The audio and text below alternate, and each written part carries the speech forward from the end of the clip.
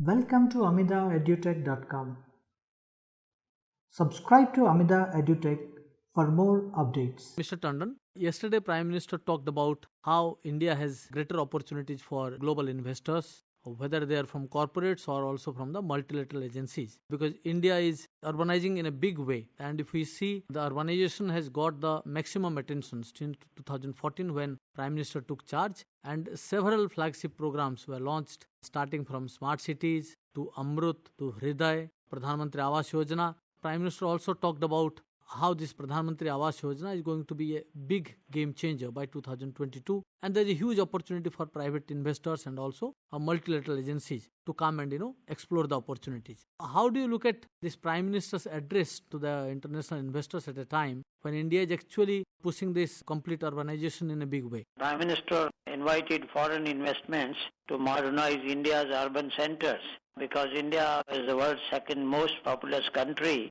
and we are already in the process of rebuilding our economy during even the current corona pandemic. And in that context, Prime Minister said that this pandemic in fact has given the governments all over the world the chance to accelerate the process of making cities more livable for people, because we have seen the recent phenomena of migration back to villages from the urban areas, and therefore we have to now look at this whole scenario from a different perspective. And in that context, the Prime Minister said that, India is looking at a future where a major chunk of education, healthcare, shopping may happen online, and therefore our cities now need to be ready for convergence of the physical as digital world. So he said we plan to raise funds in areas including building urban technology, transport, and he gave very interesting figures that the country will have to develop up to 800 million square meters each year till 2030, because estimates are that right now when only 31% of the India's population lives in urban areas, it is likely to go up to 40%. And therefore we have to plan accordingly. That was the underlying message of the Prime Minister in his address yesterday. But one thing is very interesting that, and also we have seen how the government has been talking it for a long time, that now there is a huge focus on making livable cities, planned cities, the way, there should be proper infrastructure, whether there is proper sewage system, good transport system, what Prime Minister talked about, India building almost close to 1,000 kilometers of metro rail network. The Prime Minister gave a very interesting statistics have said that we have $30 billion worth of projects of building 100 smart cities. Out of that, two-thirds of its project is already underway and is being completed. So very remarkable figures of progress as far as the smart city projects are concerned. Not many people may be knowing these developments, that already the smart city projects are underway. And he said that because of the situation, there is already a strain on the public amenities, you were also saying, and in the cities, which is posing challenges for the policymakers.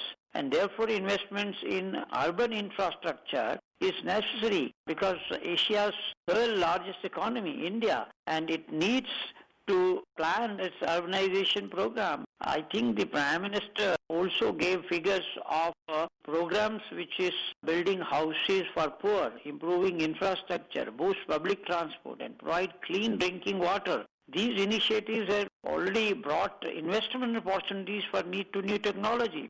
So therefore the urban infrastructure includes all these things, including public transport, metros, and good roads also, and railways also. What you are saying is 100% correct, because smart cities have a huge big future in our country. Though initially we have started with only 100 smart cities, but Prime Minister, when he launched it, and also in the later stage, he has also said that these are actually lighthouses. We don't want to see only 100 smart cities. We want that every city become smart. But these 100 cities can actually lay the way for making all those cities smarter. Yes, Prime Minister said that India is already in the process of completing 10 million urban homes in the next couple of years.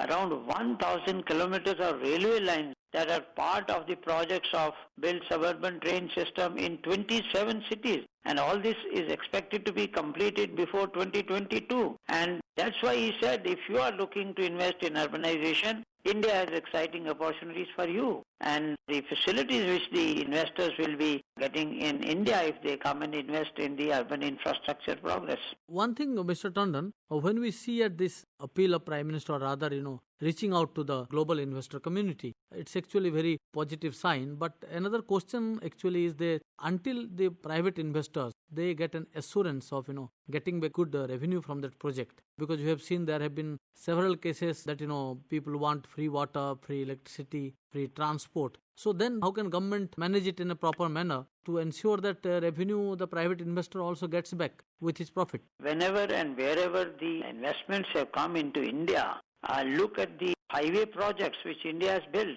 When they try, after completing the projects have now attracted a lot of investment even in the post-development situation.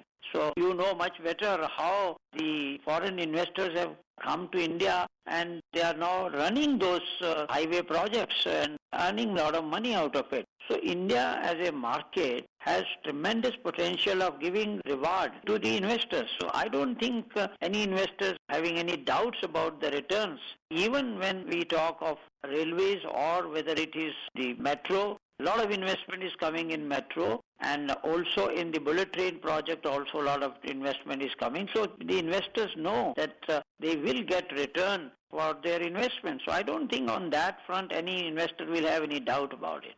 Another thing that Prime Minister talked about is the new scheme which we launched during the pandemic, is affordable rental housing scheme that actually targets to address a lot of concerns of migrant people, what you actually talked about, people who going back to the villages, what we call as reverse migration. In that aspect, do you think that private investors will also find some kind of interest in investing to create rental housing facilities? Because in that we have a very clear-cut framework how the rent will be decided, and there is an assurance that for 15 years they will continue to have that facility. So that will bring an assured return for their projects. As far as this particular thing is concerned, so government will ensure that the state governments and even the municipal corporations, all these local bodies, wherever this infrastructure comes up, and they will ensure that all these things are there. So I don't think there will be any problem on that, because the investment will be coming with an assurance, and India is already in the process of completing its project of building urban homes and even for the rental purposes. So I think the foreign investors will not have any problem when they come, because they have the safeguards and then the government assurances and all that front. Few days back, World Bank came out with a report of which country stands where on public-private investment, and India has better score as far as the global standard is concerned. So actually, what you are saying is right, that we have a robust model concession agreement, we have robust judiciary, we have robust rules and regulations. What PM has also talked about earlier, that there is a certainty. One thing, Mr. Tandon, I would like to call your attention that Prime Minister also talked about how this Real Estate Regulation Act, which came, and it has come as a big boon for the real estate industry and also for the consumers. How do you look at that act now doing in protecting the interest of consumers? From time to time, whenever these issues have been raised about the concerns of people who are working in the infrastructure, why only in one sector? In every sector of the infrastructure, the urban infrastructure includes providing education facilities, healthcare facilities, shopping, and all these comes under the urban infrastructure development. And in that context, we have seen so far whosoever has come into India in the healthcare sector or even establishing shopping malls and all that. Nobody has in fact complained about the system in India, whether it works in their favor or not. And the government has always been conscious of the fact that whatever roadblocks come in the way and bottlenecks which come in the way are removed through time to time assessment of the situation. So I don't think there will be any problem whether it is the real estate sector or whether it is the railway sector or whether it is the road sector. All these sectors which help in modernizing the urban infrastructure, it has to be a very comprehensive approach. So it cannot be limited only to building houses. So I think when we talk of smarter cities, it includes all aspects of making and building smart cities with full and latest state-of-the-art infrastructure. One thing that Prime Minister also talked about the need for creating sustainable cities, which has been a global talk across the world. He also said that our cities need to be sustainable, primarily meant for people, and we saw how he praised our society as a whole. He said that it's not just building blocks, our cities. During pandemic, how our people cooperated, there is no objection, everyone fell in line, and somehow we are in a path to almost like doing well in this COVID fight. Certainly, because he said we want livable cities and catering to the need of the people of India. And I think one aspect which needs to be focused is that the increase in urbanization, which he said that globally also urbanization process has been going on at a very, very fast speed. And although we right now have only 30% of the population living in urban areas, but it is expected to go up to 40%. So therefore we have to be ready for that. And that doesn't mean only, building houses for poor or even for rental houses. The houses also need all aspects of the urbanization and development of infrastructure sector. I think the main takeaway of the Prime Minister's speech was inviting foreign investments into the process of making our cities livable and also making world-class infrastructure in the urban areas. One thing that you talked about, the Prime Minister said that we have a long way to go in urbanization because only 33% people are living in urban areas.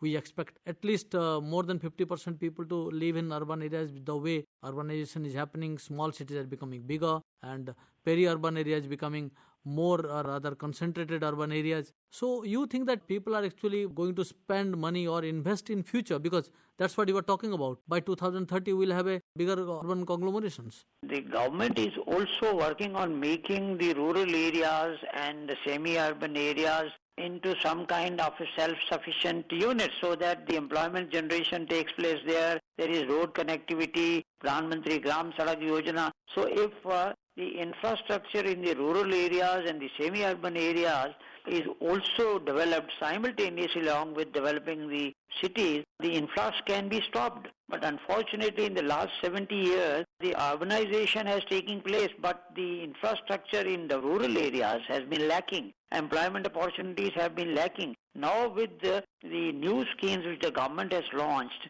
particularly for farmers, they don't have to rush to cities to sell their produce. And similarly, youth also need not rush to cities for jobs. So if there is job creation in rural areas become self-dependent to a great extent with the drinking water facilities, with job opportunities, and also with banks.